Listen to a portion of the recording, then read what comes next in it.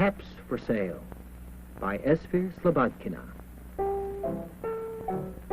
Once there was a peddler who sold caps, but he was not like an ordinary peddler carrying his wares on his back. He carried them on top of his head.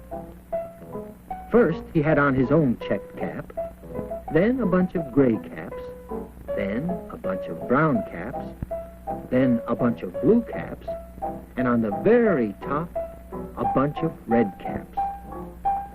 He walked up and down the streets, holding himself very straight so as not to upset his caps. As he went along, he called, "Caps, caps for sale, 50 cents a cap." One morning, he couldn't sell any caps. He walked up the street and he walked down the street calling, "Caps, caps for sale, 50 cents a cap." But nobody wanted any caps that morning. Nobody wanted even a red cap. He began to feel very hungry, but he had no money for lunch. "I think I'll go for a walk in the country," said he. And he walked out of town, slowly, slowly, so as not to upset his caps. He walked for a long time, until he came to a great big tree. "That's a nice place for a rest," thought he. And he sat down very slowly under the tree and leaned back little by little against the tree trunk so as not to disturb the caps on his head. Then he put up his hand to feel if they were straight.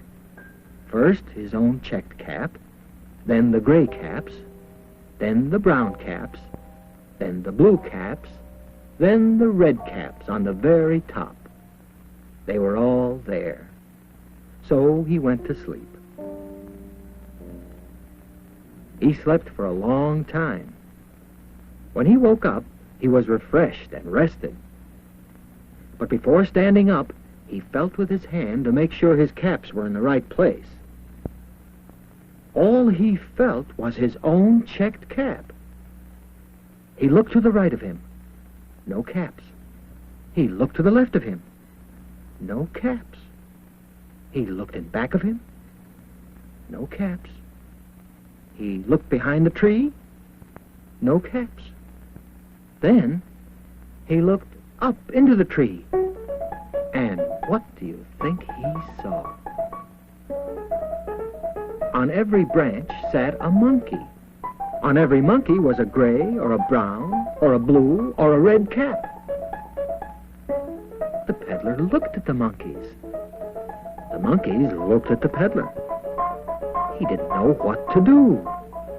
Finally, he spoke to them. "You monkeys, you," he said, shaking a finger at them, "you give me back my caps." But the monkeys only shook their fingers back at him and said, This made the peddler angry. So he shook both hands at them and said, "You monkeys, you give me back my caps." But the monkeys only shook both their hands back at him and said, Now he felt quite angry. He stamped his foot and he said, "You monkeys, you better give me back my caps." But the monkeys only stamped their feet back at him and said, By this time the peddler was really very, very angry.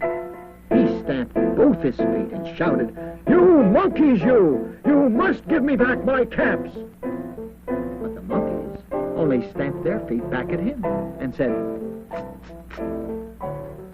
At last he became so angry that he pulled off his own cap, threw it on the ground, and began to walk away. But then each monkey pulled off his cap, and all the gray caps, and all the brown caps, and all the blue caps, and all the red caps came flying down out of the tree.